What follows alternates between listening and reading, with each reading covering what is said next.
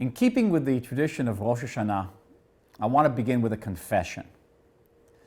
When I was a kid many years ago, I was different. I was exceptionally different. I was, how can I say this? I was weird.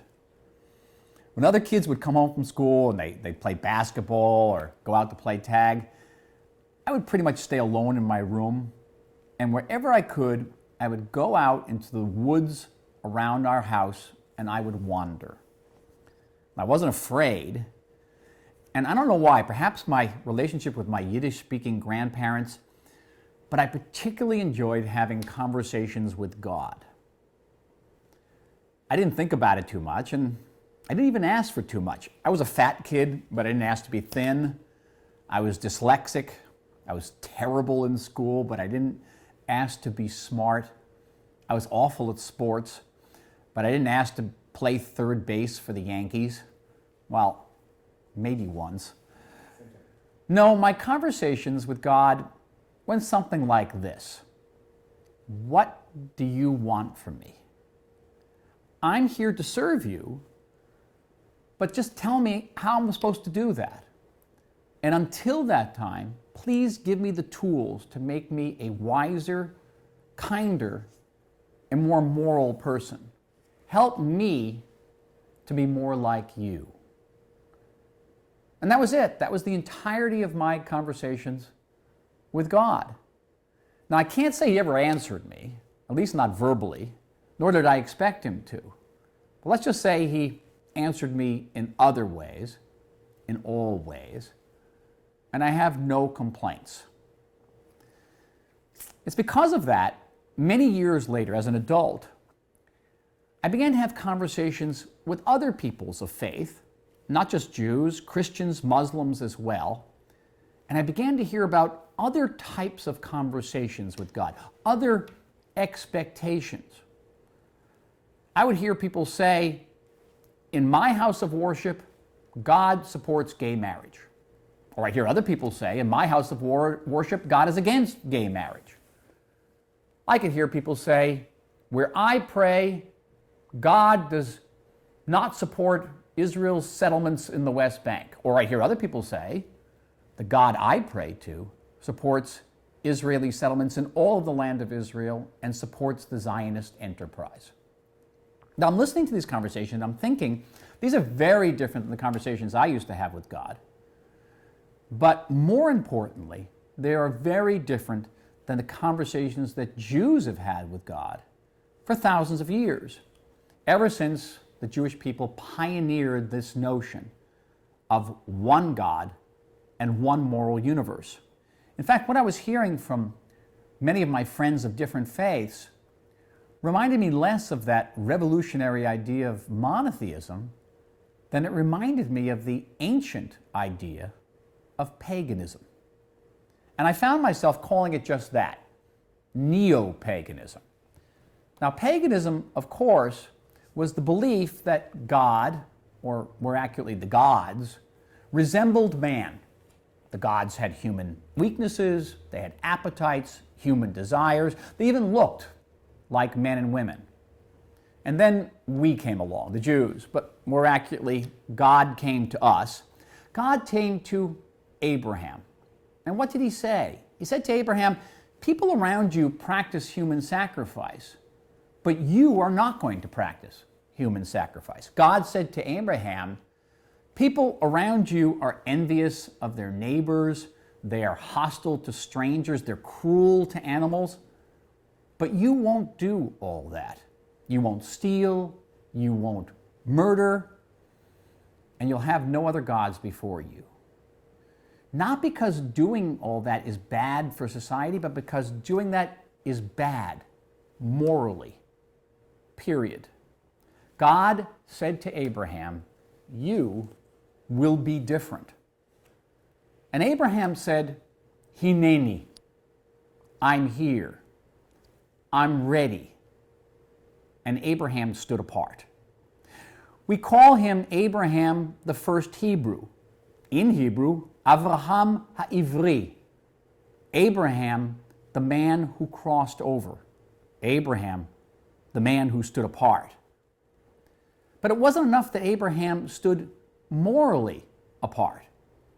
God said to him, Lech lecha, leave your nice, comfortable home in Ur and go to a land that I will show you. It's a distant land. It's a tough land. But it is a land that will seal the covenant between us. And Abraham said, Hineni. I'm here, he said. And Abraham crossed over, literally crossed over the Jordan River into the land of Israel. And there, Abraham created a nation that stood apart.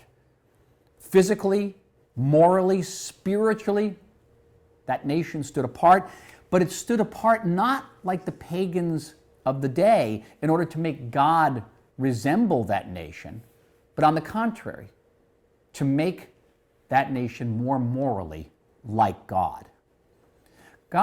Abraham and his nation set themselves apart not for their own sake, but for the sake of the world, precisely in order to make that world a kinder, wiser, and more moral place. And Abraham succeeded. Over the course of the centuries, more than half of humanity followed Abraham's example and crossed over. Today, though, even among those who still adhere to faith, it's common to ask not what God expects from me, but what I expect from God. And the answer frequently is, I expect the God who dwells in my house of worship to embrace my policies, my political agenda, to affirm and even sanctify my ideas. Hence the word Neo-Paganism. Neo-Paganism is the religion in which the God I worship is essentially myself. Now, Neo-Paganism is a challenge not only to religion, Neo-Paganism is a challenge to civilization. A neo-pagan is liable to ask, why should I fight for the next guy when he doesn't share my beliefs? Why should I stand up for the poor if the poor do not share my principles? In a neo-pagan environment, like-minded communities get smaller and smaller, and the societies containing them become increasingly fragmented. Neo-pagan countries have great difficulty defending themselves because their citizens can't agree what they should be defending. And all along, the enemy that is fighting them knows all too well what it is fighting for and what it is willing to die for. This is perhaps the greatest challenge of our day, reconnecting to that original idea that human beings are created in God's image and not vice versa, and that we serve God's agenda. God doesn't serve ours. And at precisely this time, there is once again a fateful role for the Jewish people and for our nation state, the state of Israel. That is a state that emerged from centuries of discrimination, bloodshed, expulsions, culminating in the greatest mass massacre in human history. Now, the survivors of all of that could have scattered, they could have gone elsewhere, they could have integrated into other societies. But, like Abraham, many of them took themselves back to their ancestral homeland. That land had no resources, no water even. It was surrounded by enemies that yearned to destroy us. Yet Israel overcame all of those obstacles. We beat the odds. And today Israel is listed as one of the world's 8 most powerful nations. In medicine, in computer science, in refugee absorption, in citizen longevity, and even citizen satisfaction, Israel is a global leader. Israel stood apart. Indeed, we often stood alone. But in doing so, we set an example for all of humanity.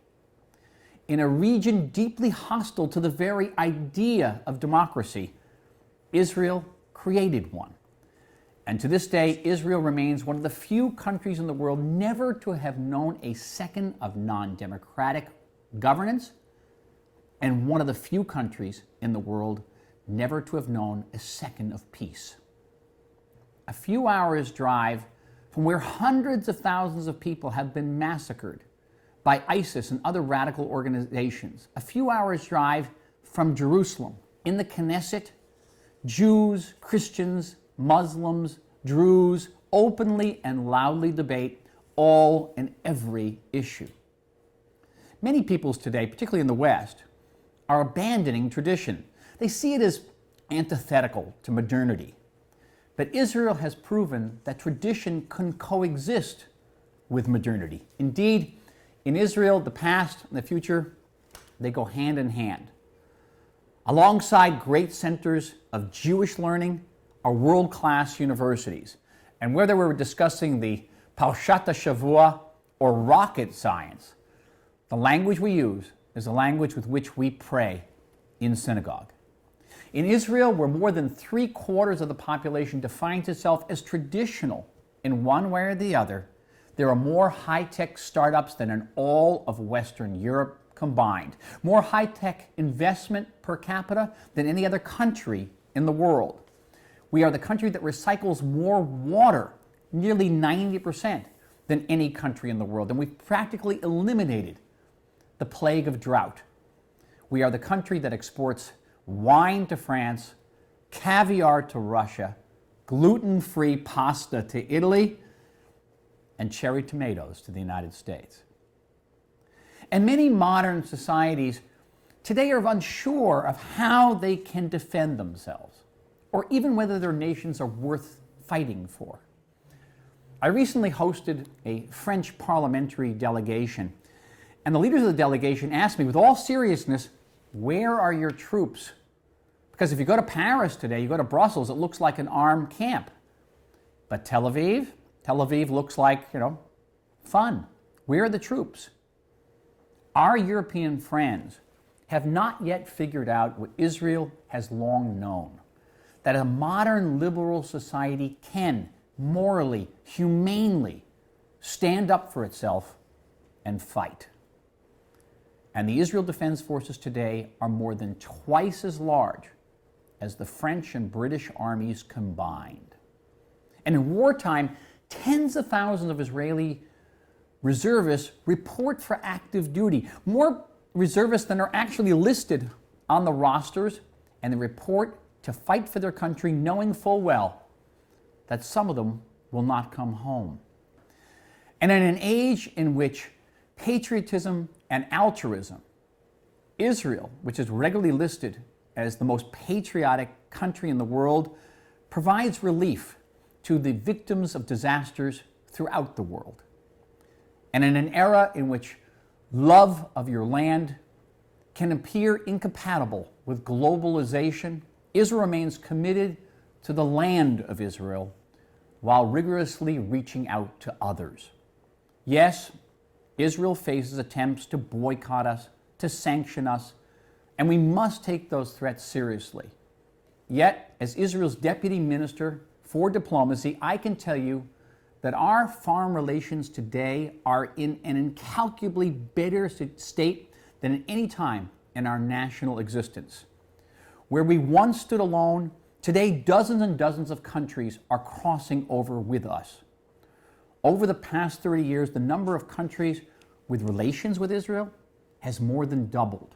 Countries that once shunned us, like Russia, China, India, today are among our closest trading partners. African states are literally lining up open embassies in Israel, and Arab states, following the lead of Egypt and Jordan, now view us not as their enemy, but as their protector and even their ally. And all the while, Israel maintains the deepest and most multifaceted alliance with this country, the United States of America, which America has maintained with any foreign country in its post-World War II period. Is our situation perfect? It is not, no more than it was in the days of Abraham. We are a normal people living in the world's most abnormal neighborhood. I serve in a government in which the notion of attaining peace with the Palestinians based on the principle of 2 states for 2 people, even that notion is daily debated. I serve in a party that works to lift 20% of Israel's population up from poverty. Two of my own children, married with children of their own, are trying to make a decent living every month in Israel. They're trying to buy a house in the state of Israel, and believe me, it is very tough. And in Israel, as in so many other countries, including the United States, discrimination remains a scourge which must be eradicated.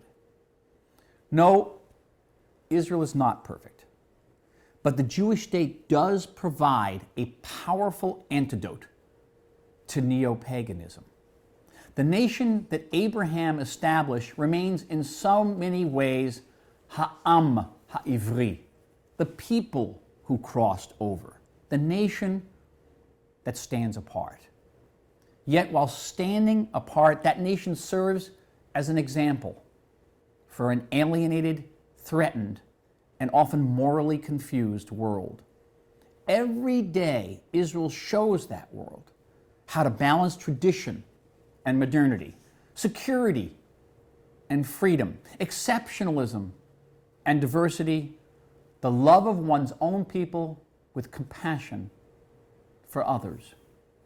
As a sovereign state, Israel exists to serve its own interests. But as a Jewish state, we must not serve only ourselves or pray to a God who resembles only ourselves. As a kid, I was different. I confess, as a kid, I was weird. But perhaps that's why I felt so Jewish. We are a different people, a people unafraid of being different or being called weird. Indeed, we're proud of it. We are a people who crosses over to tradition, to faith, to security, and to righteousness. A people who ask God how best we can continue to serve, to be wiser, kinder, and more moral. Though we may often find ourselves wandering in the woods, we must always look heavenward and ask, how can we be more like you? Shanah Tovah to all of you.